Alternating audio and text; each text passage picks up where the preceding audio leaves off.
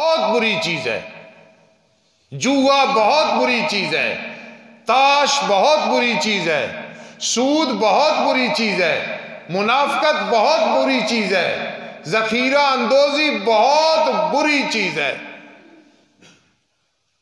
لیکن زنا ان سب گناہوں سے بڑا ہے اور اس کے نقصانات اتنے ہیں سوچ نہیں سکتا۔ اب میں ذرا بتاتا ہوں کیسے۔ جھوٹ منہ سے بولا، زبان سے بس، غیبت زبان سے کی یا کان سے سنی، ختم۔ لیکن زنا آنکھ کا بھی زنا ہے، اگر غلط استعمال کی نامہ اعمال میں زنا کی سزا۔ کان سنی بات، بولی بات، ہاتھ سے پاؤں سے چل کے گیا، دماغ میں سوچا، تو حدیث میں آتا ہے زنا کے جتنے شعبے ہیں اتنے کسی گناہ کے۔ اللہ العزیز، ابھی جو ہم نے شروع کیا ہے یہ معنون ہے، عنوان ہے اس کا کہ رحمان کے بندے کون ہوتے ہیں۔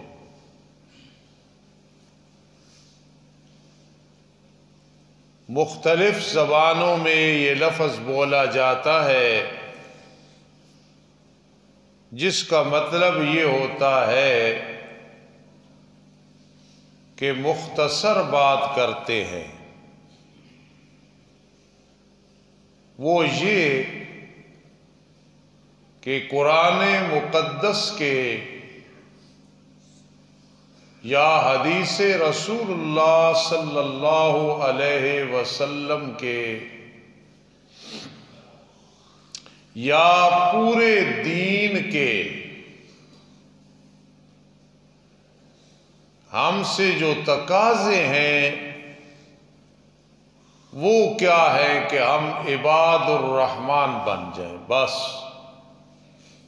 اس دنیا میں آنے کا جو ہمارا مقصد ہے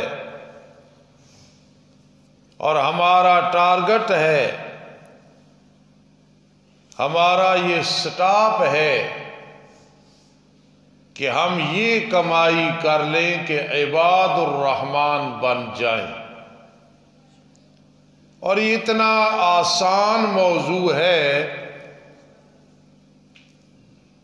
کہ بچہ بھی سمجھ سکتا ہے، بچی بھی سمجھ سکتی ہے، اور اس پہ عمل کرنا بھی اتنا آسان ہے کہ مجھ اور آپ جیسا عاجز اور کمزور انسان بھی عمل پیرا ہو سکتا ہے۔ ایک اجمال ہوتا ہے، ایک تفصیل۔ تو اجمالاً اس رکوع میں جو کچھ انسان کو بننا چاہیے اس میں ذکر آ گیا ہے، اور بڑا آسان اور سادہ انداز ہے۔ آپ کے ذمے یہ کام ہے کہ یہ مختصراً جو میں بیان کروں گا آپ اس کو سب سے پہلے اپنی جانوں پہ منطبق کریں، سیٹ کریں۔ آیا ہمارے اندر یہ چیز ہے یا کہ نہیں ہے؟ تو الحمدللہ، نہیں تو افسوس ہے، پیدا کرنی چاہیے۔ یہ سورہ فرقان ہے، 19واں پارہ ہے، اور آیت نمبر 63 ہم نے شروع کی ہے۔ وعباد الرحمن، رحمان کے بندے،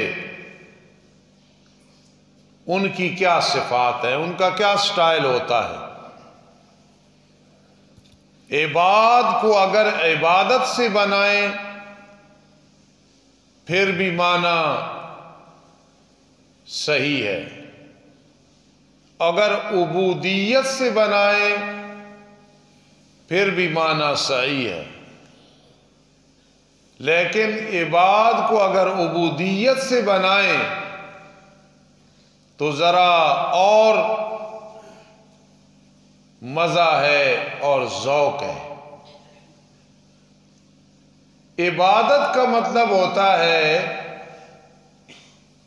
مامورات پہ عمل کرنا اللہ کی رضا کے لیے، اجر طلب کرنے کے لیے، اور منہیات سے رک جانا کہ اللہ نے منع کیا یہ نہیں کرنا، یہ نہیں کرنا، یہ نہیں کرنا، ثواب اور اجر طلب کرنے کے لیے۔ اس کو کہتے ہیں عبادت۔ کرنے والا کام کرو، نہ کرنے والا نہ کرو، اور مقصد کیا ہے؟ اللہ بدلہ دے گا، ثواب دے گا، جنت دے گا، دوزخ سے بچائے گا۔ اور عبودیت کا مطلب کیا ہوتا ہے؟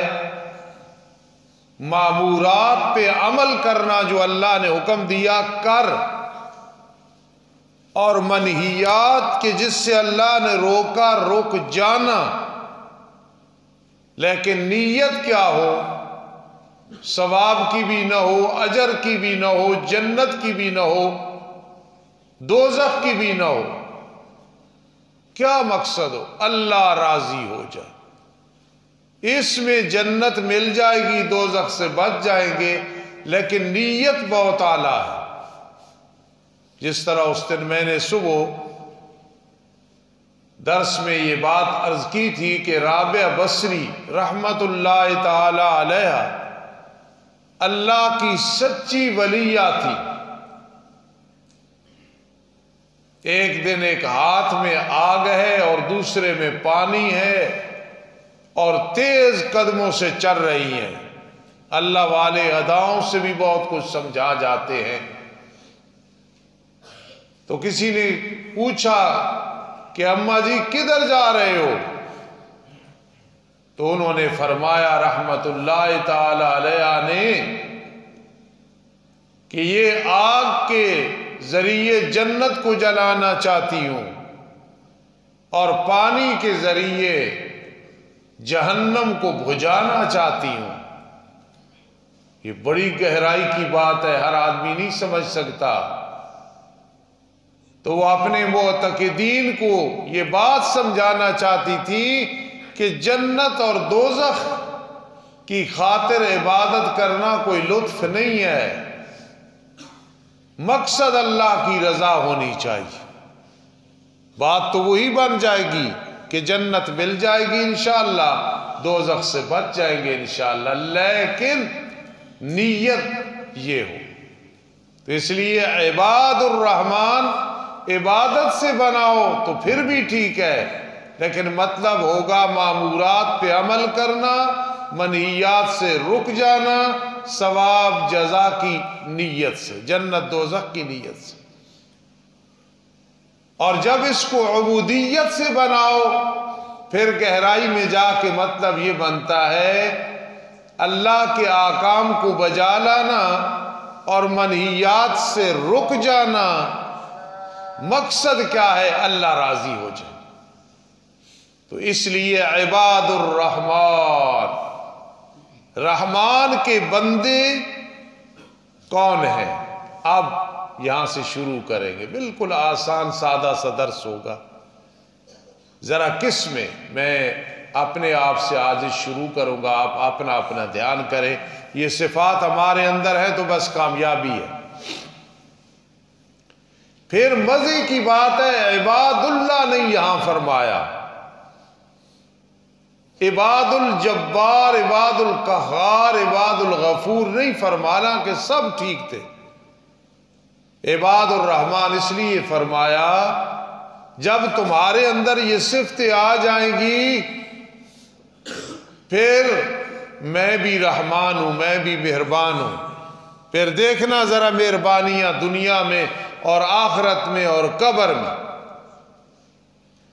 عباد الرحمن پہلی صفت ہے الذین یمشون علی الارض ہونا، جو چلتے ہیں زمین پہ عاجزی کے ساتھ، ایسے چلتے ہیں عاجزی کے ساتھ کہ ان کے چلنے میں، دیکھنے میں قدم اٹھانے میں، رفتار میں، گفتار میں کوئی تکبر نظر نہیں آتا، بڑی عاجزی کے ساتھ چل رہے ہوتے ہیں۔ ہم ہیں لوگوں کی اصلاح کرنے والے، اپنی بھی اصلاح مکمل نہیں ہے، دوسروں کی کیا کریں گے، لیکن پھر بھی جو ہو سکے تو بیان کرنا ہے، فرض ہے، کل جواب دینا ہے۔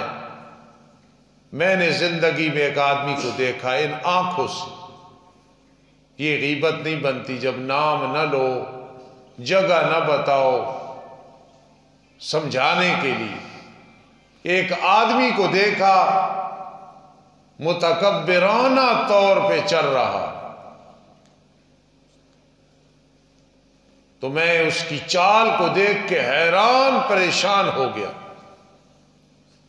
کہ اس دور میں اتنی فرعونیت، اور اسے اپنے آپ سے شرم بھی نہیں آ رہی کہ اتنا تکبر ہے، صرف چلنے میں آگے کیا ہوگا۔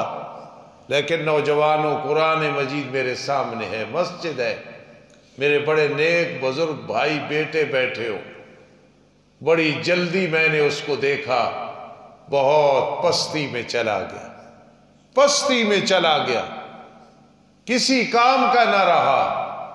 کیوں؟ تکبر عزازیل را خوار کر، بزندان لعنت گرفتار کر۔ یہ جو تکبر ہے انسان کو ذلیل کر دیتا ہے، جس نے ابلیس کو بھی ذلیل و خوار کر دیا۔ تو عباد الرحمن میں پہلی صفت ہے یمشون علی الارض ہونا۔ جب گھروں سے صبح نکلتے ہو نا، دکانوں، کاروباروں کے لیے، دفتروں کے لیے، مدرسے، مسجد کے لیے، جس حالت میں ہو عاجزی سے چلنا ہے، کسی لحاظ سے تکبر اور فخر نظر نہ آئے۔ یہ پہلی صفت ہے عباد الرحمن کی، آپ میں ہے۔ اللہ پاک ہم سب میں یہ صفات لانے کی توفیق نصیب فرمائے۔ پہلی صفت یہ ہو گئی، جو پاس ہے تو مبارک ہو۔ دوسری صفت کیا ہے؟ وَإِذَا خَاطَبَهُمُ الْجَاهِلُونَ قَالُوا سَلَامًا۔ عباد الرحمن وہ ہیں جب ان سے جاہل کوئی بات کرتا ہے نا، جاہل، بے وقوف، گال نکال دیتا ہے، مذاق بناتا ہے، تمسخر بناتا ہے، استہزاء کرتا ہے، وہ آگے سے جوابی کارروائی نہیں کرتے، وہ یوں سمجھتے ہیں کہ جا رہے ہو، گدھا ٹانگ مار دے تو آگے ٹانگ نہیں مارنی، بچ کے نکلنا۔ چاہے یہ برادری میں جاہل ہو، چاہے محلے میں ہو، چاہے کوئی راستے سے گزرنے والا ہو، چاہے کوئی کاروبار میں شریک ہو۔ وَإِذَا خَاطَبَهُمُ الْجَاهِلُونَ قَالُوا سَلَامًا۔ جب جاہل ان سے مخاطب ہوتے ہیں تو یہ سلام کہہ کے آگے چلے جاتے ہیں۔ یا دوسرا معنی وہ بھی یہی مطلب ہے، دفع شر کی بات کر کے مسکرا کے آگے چلے جاتے ہیں۔ یہ دوسری صفت ہے۔ میرے آقا علیہ الصلوۃ والسلام نے ان صفات کی بڑی تعریف کی ہے، بڑی صفت بیان کی ہے۔ جوابی کارروائی میں ٹائم ضائع ہوگا، وقت ضائع ہوگا، آگے نکلو۔ اور پھر یاد رکھنا، خاموشی میں کہ جاہل کو جواب نہ دینا، خاموش ہو جانا، ظرف بڑا رکھنا پڑتا ہے، ہم کمزور ہیں، لیکن اس میں جو اللہ کی نصرت آتی ہے وہ عجیب نصرت آتی ہے۔ اللہ انسان کے صبر کی وجہ سے جو اسے پھل دیتے ہیں، اس کا انسان اندازہ نہیں لگا سکتا۔ دو صفتیں ہو گئی، جس میں دو ہیں، عاجزی سے چلتا ہے، مبارک۔ کوئی جیسی بات کر دے، السلام علیکم، بھائی اللہ کے پاس چل۔ ہاں، اس میں ایک چیز ہے، اگر اگلے نے ایسی بات کی ہے کہ وہ بہتان ہے، الزام ہے، پھر اس میں صفائی بیان کرنی یہ ضروری ہے۔ دو صفتیں ہو۔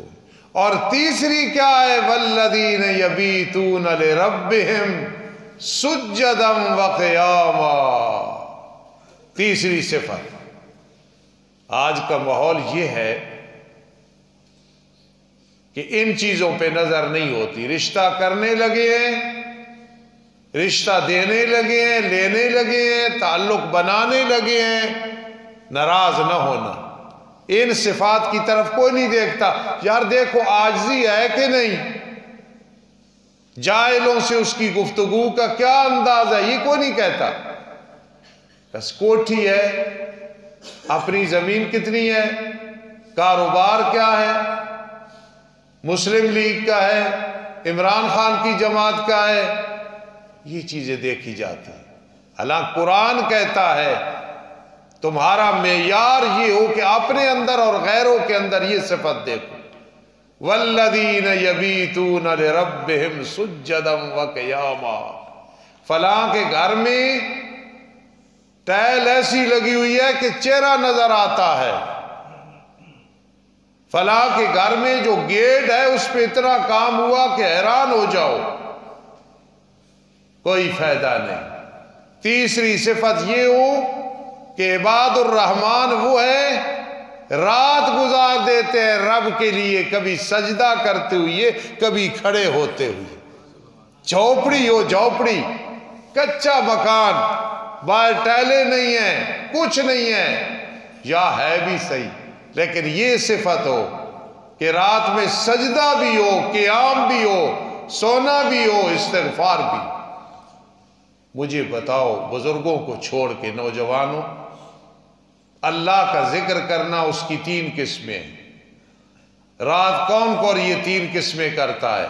الذین یذکرون اللہ قیاما، کھڑے ہو کے اللہ کا ذکر، وقعودا، بیٹھ کے ذکر، نہیں ہو سکتا یا تھک گئے، وعلی جنوبہم، پہلوؤں کے بل لیٹ کے بھی اللہ کا ذکر ہو رہا ہے. سحری کے وقت اگر مصلی پہ نہیں پہنچ سکے، کئی لوگ کہتے ہیں 3 بجے کے بعد نیند نہیں آتی. 4 میں سمجھاتا ہوں کہ یہ نیند کا نہ آنا اللہ کی رحمت ہے. اصل میں رب کائنات سمجھانا چاہتے ہیں ٹائم تیرے پاس بہت تھوڑا ہے، قبر والی منظر شروع ہونے والی ہے، میری رضا کے لیے اٹھ اور عبادت کر. کئی لوگ 3, 3:30, 4 بجے کے بعد ہی نیند ہی نہیں آتی.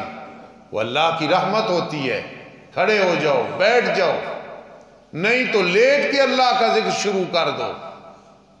تو یہ جو 3 حالتیں ہیں، قیام وقعودا وعلی جنوبہم، شاید یہاں کچھ لوگ بیٹھے ہیں، جہاں تک میرے معلومات ہے وہ تینوں قسموں کی عبادت کرتے ہیں. کھڑے ہو کے بھی کرتے ہیں، بیٹھ کے بھی کرتے ہیں، جب لیٹنے لگتے ہیں یا اٹھنے لگتے ہیں پھر اللہ کا ذکر کر رہے ہوتے ہیں. یہ ہے دولت مندی، یہ ہے رفعت، یہ ہے مقام بہت بڑا. تیسری صفت یہ ہے. حسن بصری رحمہ اللہ فرماتے تھے یہ اللہ والوں کی رات کی صفت ہے کہ وہ کیا کرتے ہیں، رات گزارتے ہیں رب کے لیے سجدہ کرتے ہوئے، کھڑے ہوتے ہوئے. قیمتی کمبل نہیں، کوئی حرج نہیں، رضائی قیمتی نہیں، کوئی حرج نہیں، ہیٹر نہیں، کوئی حرج نہیں، اپنا مکان نہیں، کوئی حرج نہیں. اللہ ہم سے مطالبہ رات میں یہ کرتے ہیں، والذین یبیتون لربہم سجدا وقیاما. اور دن میں کیا ہوتا ہے؟ چوتھی صفت، یقولون ربنا اصرف عنا عذاب جہنم. وہ یہ دعا کرتے ہیں، رب ہمارے ہم سے جہنم کا عذاب پھیر دے، جہنم کے عذاب سے بچا لینا یا اللہ. یہ ان کی دعا ہوتی ہے. اللہم اجرنی من النار، اللہم اجرنی من النار. فرما دن میں یہ کام ہوتا ہے، جہنم کے عذاب سے بچا. ایک دفعہ میرے آقا علیہ الصلوۃ والسلام تشریف فرما ہے، جہنم کا ذکر شر کیا. صحابہ کرام رضی اللہ تعالیٰ عنہ فرماتے ہیں زج المسلمون زجا، جب جہنم کا ذکر کیا تو مسلمانوں کی چیخیں نکل گئی، رونے لگ گئے. کیوں؟ میرے آقا نے جہنم سے ڈرایا. تو اس لیے فرمایا عباد الرحمن کی چوتھی صفت یہ ہوتی ہے ربنا اصرف عنا عذاب جہنم. نوجوانوں، بزرگوں کی بات نہیں کرنی جو بڑے بیٹھے. میں آپ سے پوچھتا ہوں، آپ کو کئی دفعہ سر میں درد ہوا ہوگا، اللہ محفوظ رکھے، بخار، یا کوئی عزیز بزرگ فوت ہوا ہوگا، آپ روئے ہوں گے. یہ کوئی کمال نہیں ہے، یہ کوئی کمال نہیں ہے. یہ بتاؤ کہ کتنی دفعہ علیحدہ بیٹھ کے روئے ہو کہ اللہ جہنم کے عذاب سے محفوظ رکھنا. یہ کہہ کے بس رونا شروع ہو جائے. وہ جو آنسو نکلتے ہیں نا، اس جگہ کے بارے میں اللہ کا فیصلہ ہو جاتا ہے کہ یہ جسم کا ٹکڑا جہنم میں نہیں جائے گا. پھر جب وہ نہ گیا تو اللہ نے کوئی جسم کو کاٹنا ہے، اس کے سبب سے سارا جسم محفوظ ہو جاتا ہے. سبحان اللہ. ان عذابها کان غراما. پھر وہ رو رو کے کہتے ہیں اللہ جہنم کے عذاب سے بچا لینا. اللہ جہنم کا جو عذاب ہے کان غراما، وہ وبال ہے، ہلاک کرنے والا ہے، تباہ کرنے والا ہے، لازم ہونے والا ہے. اللہ اس عذاب سے بچا لے. انہا سات مستقرم و مقاما. انہا سات مستقرم و مقاما. بے شک وہ جہنم بری ہے بے اعتبار ٹھکانے کے، بری ہے بے اعتبار قرار کے.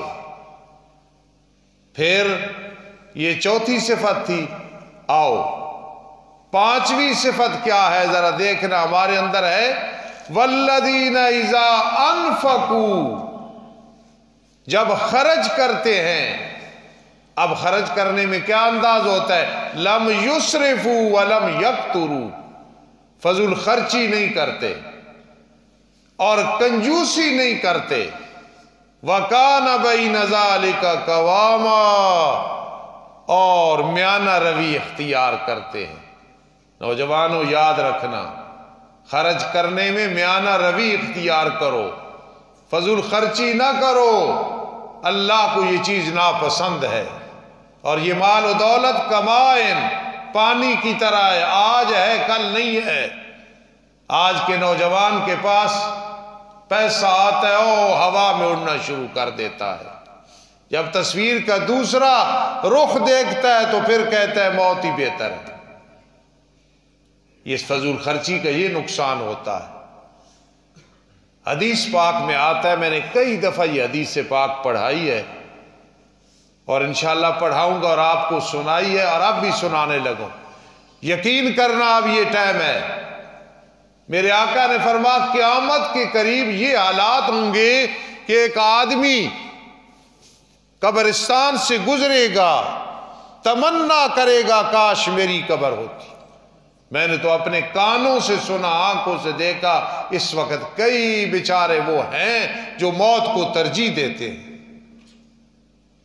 اس لیے یہ جو فضول خرچی ہے، اس سے بعض اوقات انسان موت کو ترجیح دیتا ہے جب دیکھتا ہے کہ کچھ نہیں رہا، کنگال ہو گیا. خدا را کروڑوں آ جائیں فضول خرچی نہ کرنا، لاکھوں آ جائیں کنجوسی نہ کرنا.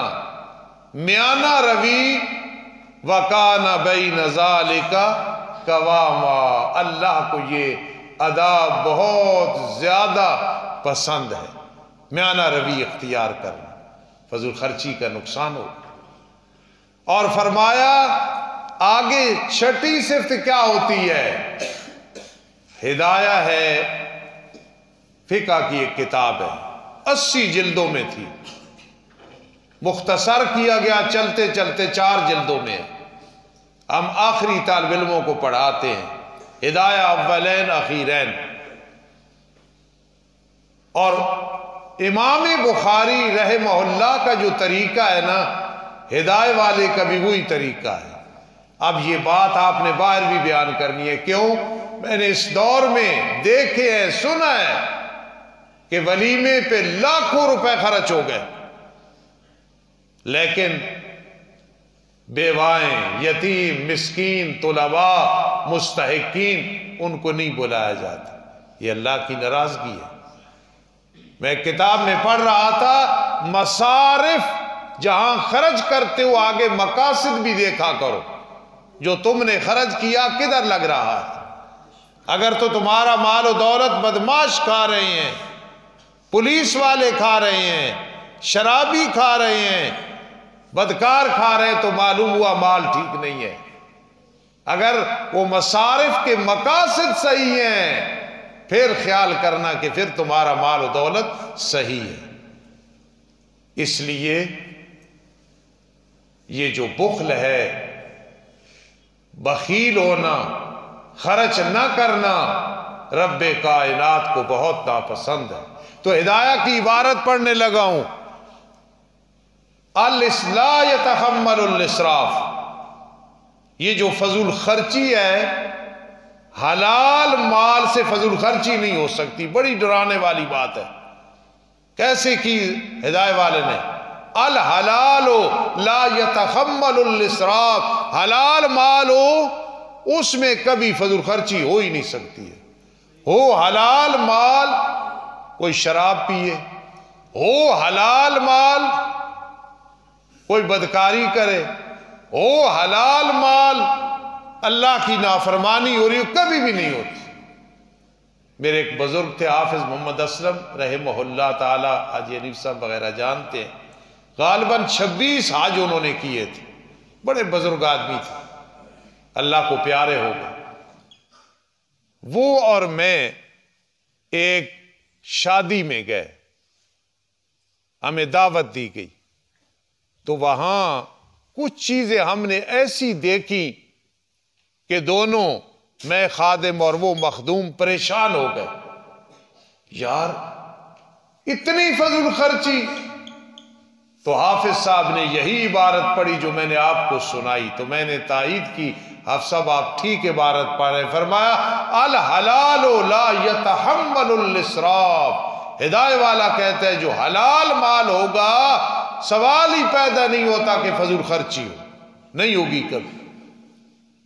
آج شادیوں میں دیکھا ہے، اتنے پیسے لٹائے جاتے ہیں دکھانے کے لیے کہ بعض اوقات وہ میراثی بھی پاؤں کے ساتھ اکٹھے کر رہے ہوتے، بوریاں بھر کے لے جاتے ہیں، اور ان کو رمضان میں کہا جائے کہ مسجد میں دو یا مدرسے میں دو یا غریبوں مسکینوں کو دو، تو کوئی نہیں، کوئی نہیں، کوئی نہیں۔ اور ایسے بھی لوگ ہیں کہ زکوٰۃ ان پہ فرض نہیں، پھر بھی دے دیتے ہیں۔ یار جو ہم سے زکوٰۃ لیتے تھے وہ تو امید میں ہوں گے، چاہے نہیں فرض ہم پھر بھی دیں گے، لیکن وہ بدبخت بھی ہیں کہ رمضان کا مہینہ آیا، ذوالحج کا مہینہ آیا، قربانی کا مہینہ آیا، زلزلہ، طوفان آیا، سیلاب آئے، ان کی جیب سے کچھ نہیں نکلا۔ یقین کرنا قیامت کے دن یہ جو غریب جن کو حقارت کی نگاہ سے دیکھا جاتا ہے، یہ 500 سال پہلے انشاءاللہ جنت میں جائیں گے۔ حدیث میں آتا، حساب و کتاب دینا پڑے گا۔ اللہ پاک نے ہمیں کبھی ایسے نہیں کہا کہ جو مرضی کر، ماں باپ اولاد کی مال کو ضائع نہیں ہونے دے، بیٹا نہ کرنا۔ جو سمجھدار ماں باپ ہے کبھی نہیں کہتے کھلی چھٹی ہے۔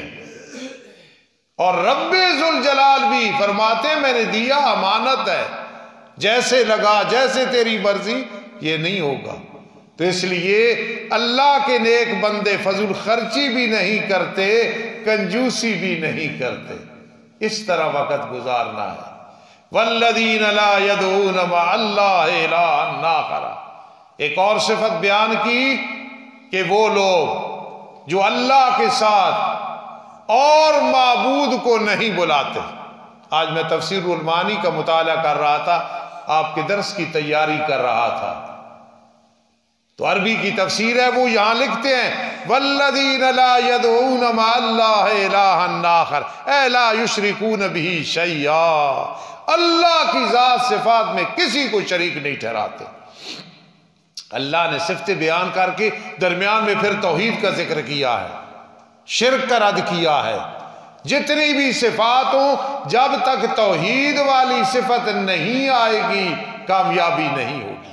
دنیا میں ثواب مل جائے گا، اجر مل جائے گا۔ والذین لا يدعون مع اللہ الہا آخر، اللہ کے ساتھ اور کسی کو نہیں پکارتے ہیں، نہ شرک فی الدعا، پکار صرف اللہ کی، نہ شرک فی التصرف کہ سب کچھ اللہ ہی کرنے والا ہے، نہ شرک فی العلم اللہ کے سوا کوئی جاننے والا ہے، نہ شرک فی العبادت قولی بدنی مالی ساری عبادتیں اللہ کی۔ اللہ کے اگر قریب ہونا ہے نا وہ یہی ہے، جتنے توحید میں پکے ہوتے جاؤ گے اللہ کے قریب ہوتے جاؤ گے۔ دل میں یقین، ڈھیلا عقیدہ، لو تدہنوا فیدہنون، تھوڑی سی سستی تم کر لو، تھوڑی سی ہم کر لیتے ہیں، نہیں، توحید میں لا يدعون مع اللہ الہا آخر۔ جب جاتے عمرے اور حج پہ تو صفا پہاڑی پہ کھڑے ہو کے بیت اللہ کی طرف دیکھ کے جب دعا کرتے ہو تو پھر وہاں یاد کیا کرو رسول اللہ نے پہلی تقریر میں کیا فرمایا تھا صلی اللہ تعالی علیہ وسلم نے، قولوا لا الہ الا اللہ، ہر جائیو یک جائی بن جاؤ، مجاورو مجاہد بن جاؤ، بھی کرنے والوں ہی پہ آ جاؤ، ایاک نعبد و ایاک نستعین، والذین لا يدعون مع اللہ الہا آخر۔ اور کیا ہے، ولا يقتلون النفس التي حرم اللہ الا بالحق، اور ان میں صفت یہ ہوتی ہے جتنے بیٹھے ہو، فرمایا وہ کسی نفس کو قتل نہیں کرتے ہیں جو اللہ نے حرام کی مگر حق کے ساتھ، مرتد ہو گیا یا شادی شدہ ہے اور اس نے زنا کیا یا کسی کو قتل کیا، اس کے علاوہ وہ قتل بھی نہیں کرتے۔ آج گھر سے آدمی نکلتا ہے پتہ ہی نہیں شہید ہو جاتا ہے۔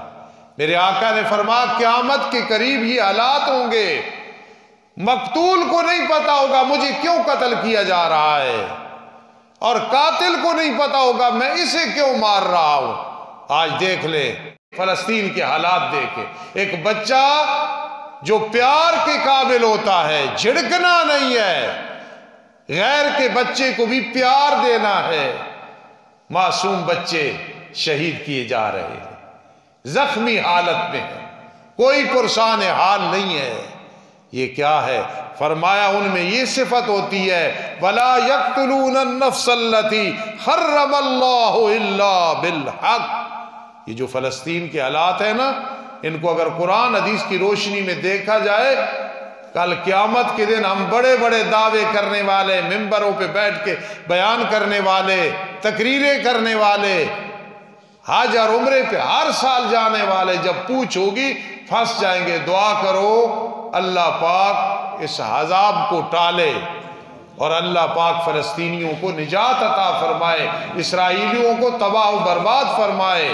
اس میں ہم بھی اس لحاظ میں شریک ہیں، نہیں حق ادا ہو رہا، کیا ہو رہا ہے؟ صرف دعا ہم کرتے ہیں، وہ تو کرنی ہے، لیکن جو حق ہے وہ ادا نہیں ہو رہا۔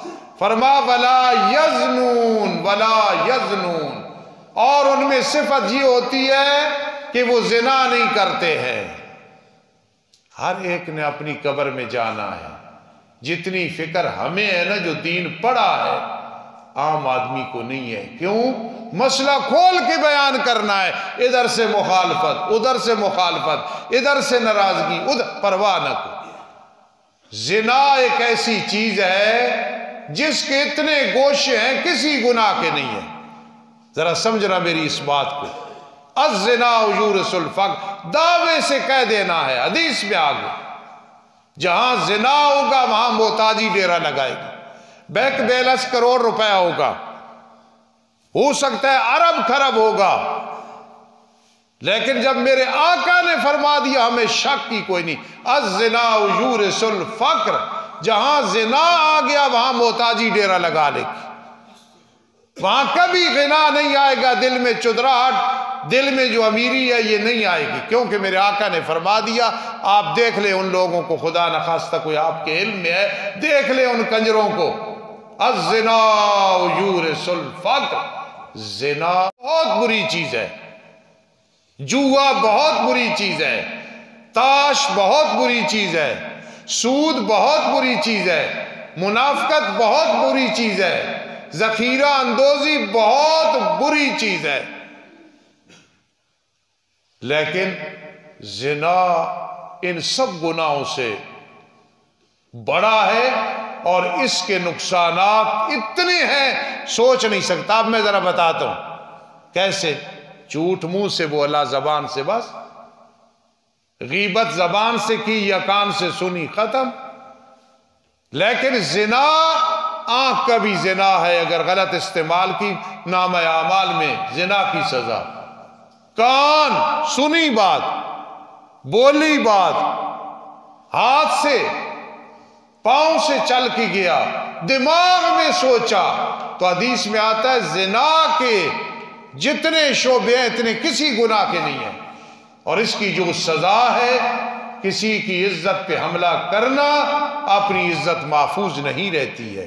تو فرما میرے نیک بندے وہ ہیں وَلَا يَزْنُونَ، وہ زنا نہیں کرتے کسی قسم کا بھی۔ آگے وَمَنْ يَفْعَلْ ذَلِكَ يَلْقَ أَثَامًا، جس نے یہ گناہ کیے وہ گناہ کی وادی میں چلا گیا ہے۔ اس دن میں نے یہ بات کی تو ایک بزرگوں نے کہا استاد جی یہ بات پھر دہرانا، تو میں نے کہا میں انشاءاللہ 1000 دفعہ دہراؤں گا۔ آخری بات پھر دعا کرتے ہیں، کلما ارادوا ان یخرجوا منها من غم اعیدوا فیہا، قیامت کے دن جب جہنمی جہنم میں چلے جائیں گے، ایک وقت وہ آئے گا وہ چاہیں گے نکلیں، باہر نکلیں، کتنا مشکل ٹائم ہوگا، بلی پنجرے کے اندر ہو، باہر نکلنا چاہے، چوہا نکلنا چاہے پنجرے سے، وہ بے قرار ہوتا ہے۔ چلو کوئی پرندہ ہے نکلنا چاہتا ہے، وہ بے قرار ہے۔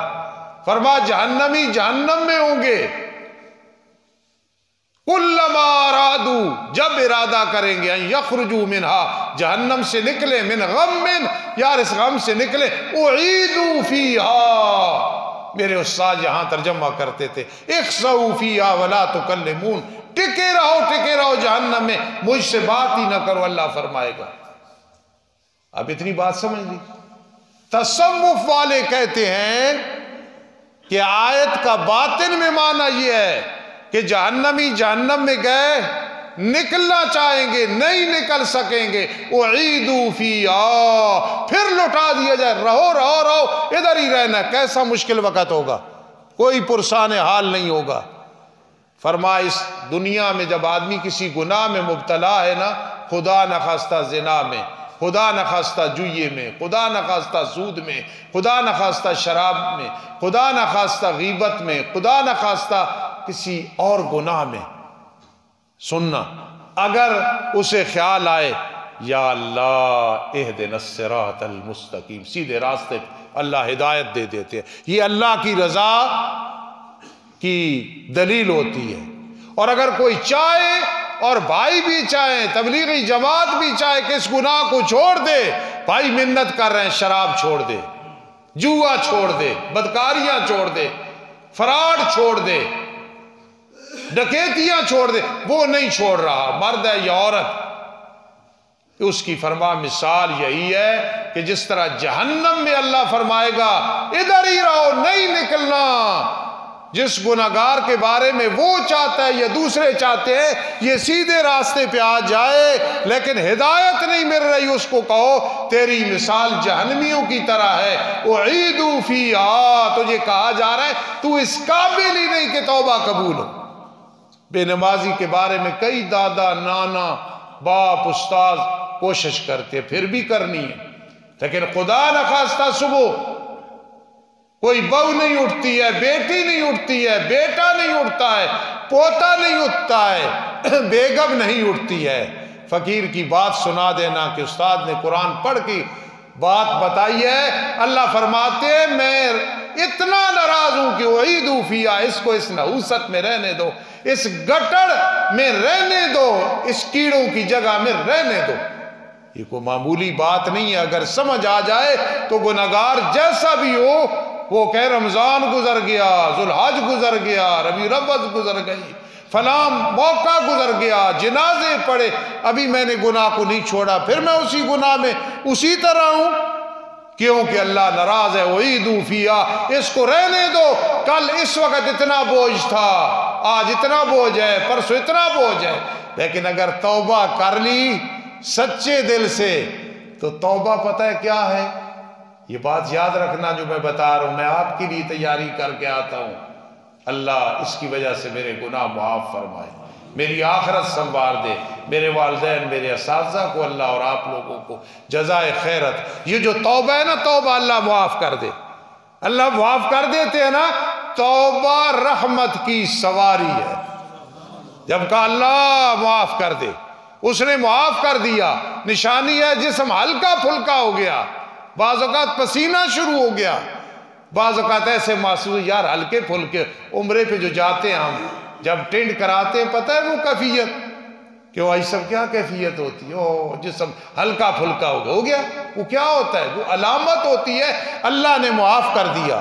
جب سچے دل سے کہا میرے اللہ معاف کر دے، راضی ہو جا، دنیا والے تانے دیتے رہیں گے، لیکن التائب حبیب اللہ، سبحان اللہ، التائب حبیب اللہ، وہ توبہ کرنے والا اللہ کا محبوب بن جاتا ہے۔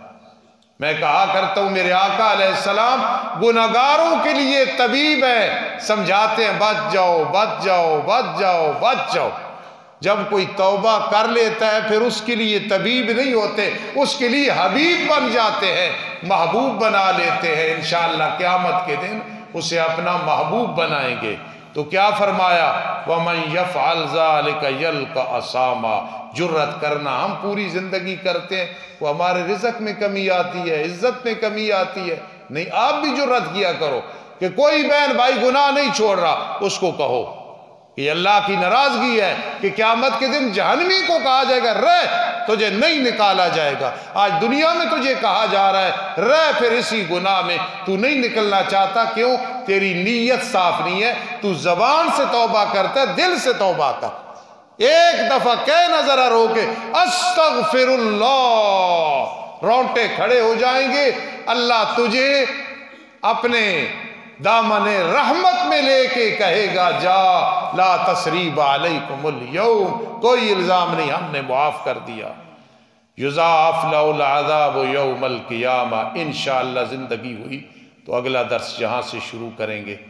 اللہ پاک مجھے اور آپ کو ان صفات کا حامل بننے کی توفیق نصیب فرمائے۔ بہت سارے لوگوں نے دعاؤں کے لیے کہا، اور ایسے موقعوں پہ دعائیں قبول ہوتی ہیں جب درس ہو، تقریر ہو، تلاوت ہو، آدمی نیکی کرے تو دعا کریں گے، آپ آمین کہہ دینا۔ بہت سارے نوجوان باہر ممالک میں گئے ہوئے ہیں، پریشان ہیں، میں روزانہ دعا کرتا ہوں۔ بھائی افضل کے ایک بھائی، گھر والے، بھابھی اور والدہ صاحبہ اور رشتہ دار عمرے پہ گئے ہوئی ہیں، انہوں نے سلام بھی بھیجا ہے سب کو اور دعائیں بھی کر رہے ہیں، اور بھی جتنے لوگ گئے ہوئی ہیں، کتنے نوجوان بچے باہر ممالک میں پریشان ہیں، ماں باپ سے دوری، اپنے دوستوں سے دوری، ہم اسے اپنی تکلیف سمجھ کے دعا کریں گے۔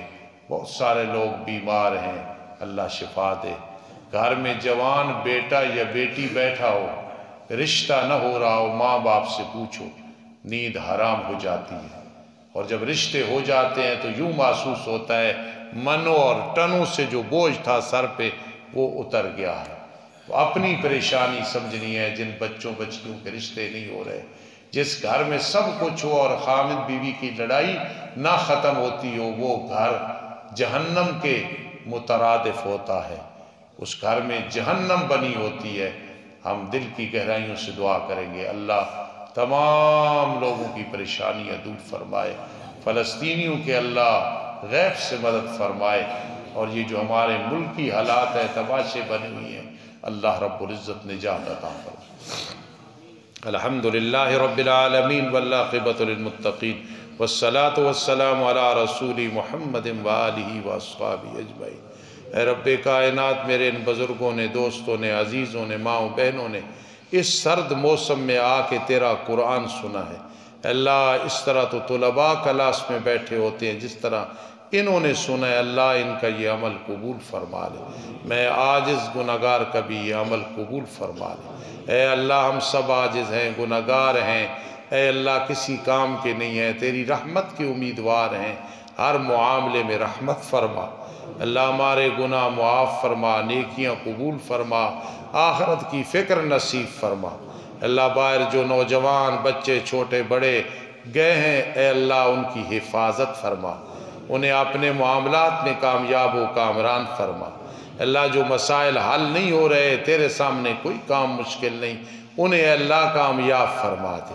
اللہ، جو بیمار ہیں شفا عطا فرما دے۔ جن گھروں میں اتحاد نہیں، برادریوں میں، بہن بھائیوں میں، خامد بیوی، ماں باپ میں، اولاد میں، اے اللہ اتحاد کی ہوائیں چلا دے، اتفاق کی ہوائیں چلا دے۔ اللہ، جس گھر میں جوان بیٹا یا بیٹی ہے یا بہن ہے یا بھائی ہے، رشتے نہیں ہو رہے، اے اللہ گھر والوں کے لیے ایک آزمائش ہے، نیندیں حرام ہو جاتی ہیں، اللہ سب کے لیے آسانیاں پیدا فرما، سب کے لیے آسانیاں پیدا فرما۔ جن کی اولاد ہے اللہ غلط راستوں پہ ہے، وہ تجھ سے مانگ رہے ہیں یا نہیں، ان کی اولاد کو ہدایت نصیب فرما۔ اللہ، میں کوئی دنیا سے پیار نہیں، یقینی وقت گزر گیا ہے، کتنا رہتا ہے تو ہی جانتا ہے، اپنے فضلوں سے ہماری بخشش فرما دینا۔ اللہم اغفر لنا بفضلک، اللہم اغفر لنا بفضلک۔ اللہ، تو جانتا ہے ہم نے دنیا سے وہ جی نہیں لگایا جو تو ناراض ہوتا ہے، مزید ہماری اصلاح فرما، ہمیں آخرت کی فکر نصیب فرما، قبر کی فکر نصیب فرما، ہمارے وطن عزیز کی حفاظت فرما۔ جو میرے بھائی بہن عمرے پہ گئے ہوئی ہیں، میری چھوٹی بہن بھی اس وقت مدینہ منورہ میں ہے، عمرے پہ گئی ہوئی ہے، اللہ اسے، میرے بہنوئی کو، بھانجوں کو، اور جتنے لوگ یہاں سے کہیں سے گئے ہوئی ہیں، اللہ سب کو عمرے کا پورا ثواب عطا فرما۔ اے اللہ، اپنی رحمت کا مستحق بنا دے۔ اللہم غشنا برحمتک فإنا نخشى من عذابک۔ اللہ، ان محلوں میں، گھروں میں کئی چارپائیاں خالی ہیں، چلے گئے قبروں میں، اس کی جگہ دوسرے آ گئے، اللہ ہماری جگہوں پہ بھی کسی اور نے آ جانا ہے، اللہ خاتمہ بالایمان فرمانا، عذاب قبر سے محفوظ فرمانا۔ میرے اللہ، تیرا تجھ سے کوئی پوچھنے والا نہیں، ہم سے راضی ہو جا اللہ، ہم سے راضی ہو جا اللہ۔ اگر ہمارے گھروں میں کسی گھر میں نحوست ہے، حفاظت فرما، اے اللہ بے برکتی ہے، حفاظت فرما، تیری ناراضگی ہے، اس کو رضا سے بدل دے، اللہ موسمی حالات درست فرما دے۔ اے اللہ، فلسطین میں جو ظلم ہو رہا ہے، اللہ ظالموں کو تباہ و برباد فرما۔ اللہ، اس میں ہم بھی اس لحاظ سے ملوث ہیں، وہ فکر نہیں کر رہے، وہ کوشش نہیں کر رہے، اللہ معاف فرما دے، اللہ رحمت فرما دے۔ اللہ، زندگی کا خاتمہ جب ہوگا تجھے ہی پتہ ہے، خاتمہ بالایمان فرمانا۔ کون سا ٹائم ہوگا، رات دن گھڑی، کون سی جگہ ہوگی جہاں تیرے فضل سے قبر نصیب ہوگی، اللہ ہماری قبر کو برزخ میں جنت کا باغ بنا دینا۔ اے اللہ، جنت کا باغ بنا دینا، جہنم کا گڑھا نہ بنانا۔ اللہ، ساری دعائیں قبول فرما۔ اللہ، جو نیک بندے ہیں آخر وہ بھی تیری مخلوق ہے، ہم گناہگار ہیں، تیری مخلوق ہے، ہم سے راضی ہو جا، نیکیاں قبول فرما، گناہ معاف فرما دے۔ قیامت کے دن نبی علیہ السلام کی شفاعت کا مستحق بنانا، آپ کے ہاتھ مبارک سے حوض کوثر سے پانی پینے کی سعادت نصیب فرمانا۔ میری مائیں بہن جو اس موسم میں آتی ہیں، اللہ جزائے خیر عطا فرما، آمین یا رب العالمین برحمتک یا ارحم الراحمین۔ سبحان اللہ و بحمدہ، سبحان